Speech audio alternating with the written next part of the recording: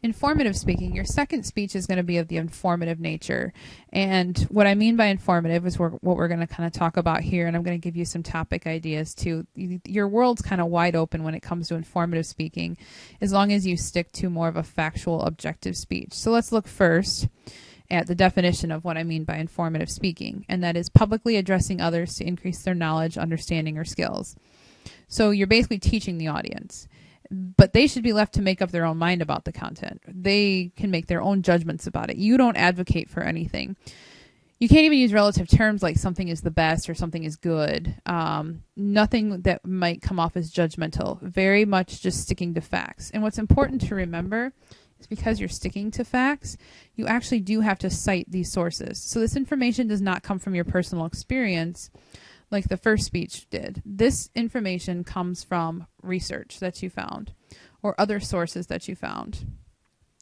So you must explain and describe where these sources came from. You must cite those sources in your speech according to the author, according to this book I found, and then state your fact. If you do not cite the sources, it is a form of plagiarism. So let's look at some different topic ideas and types. And they do kind of sort of run together. You can have a speech that defines. And this is just providing the meaning of a word or concept. So an example here, today I'll be telling you about the origins, current theory, and future directions of groupthink research. The definition speeches tend to be just very generic. Just going to tell you what something is. Explain to you what something is. This differs a little bit from describe. Describe, you're more creating a mental picture, though it's very similar.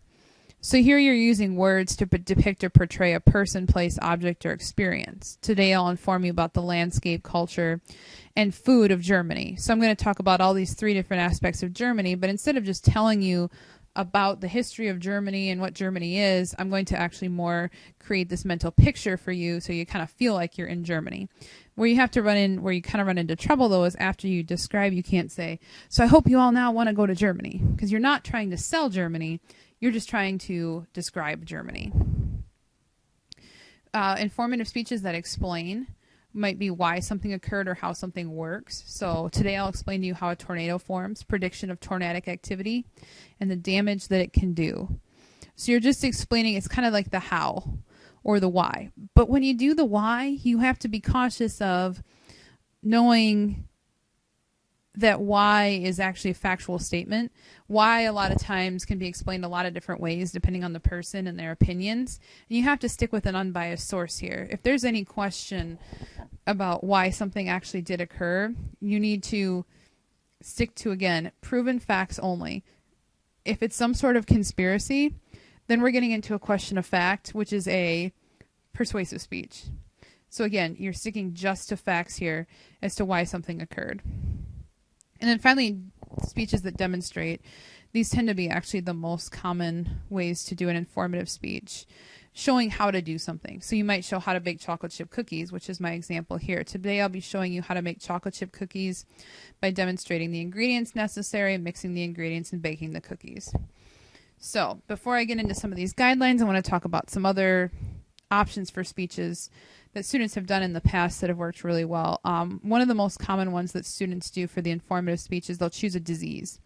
They'll talk about, like, say, the causes of the disease, the symptoms, and the treatment. That's a really, really, really great informative speech. You can do your speech on a person, a biographical history of a person. I had a student do Billy Mays right after he died. It was very interesting. So people, diseases, again, any sort of concept. Concepts tend to get a little bit abstract, tend to be a little bit more difficult. The how-tos are really interesting. The problem with the how-tos, like how to make cookies, is you can't say, these are the best cookies ever, so you can only do it this one particular way. You're just describing based on the facts or based on this one recipe how to do it each step by step. So, some other guidelines. Don't overestimate what the audience knows. Pretend they don't know anything about your topic. And you're just going to be explaining to them from the very beginning. Stay objective. I don't know how many times I've said this, but this is like the big thing with the informative speeches. Don't use any relative terms or advocate any suggestions such as best. Don't say this is the best way to do it. And then finally, explaining to the audience why they should care. This is a huge one because you really want to explain to the audience how this relates to them. And I know a lot of you being students, you probably get frustrated when you get into a course and say, I don't understand why I have to learn this. I don't understand why I have to learn this. Well, just remember that when you're speaking informatively, your audience is going to feel the same way. So it's really important for you to explain to the audience, this is why they should care. How does this relate to them? How are they going to use this information? Why do they need to listen to you? And you can be a little bit creative with that because there is a way to relate every topic somehow to your audience members. So start thinking about your informative topics and please email me when you have ideas.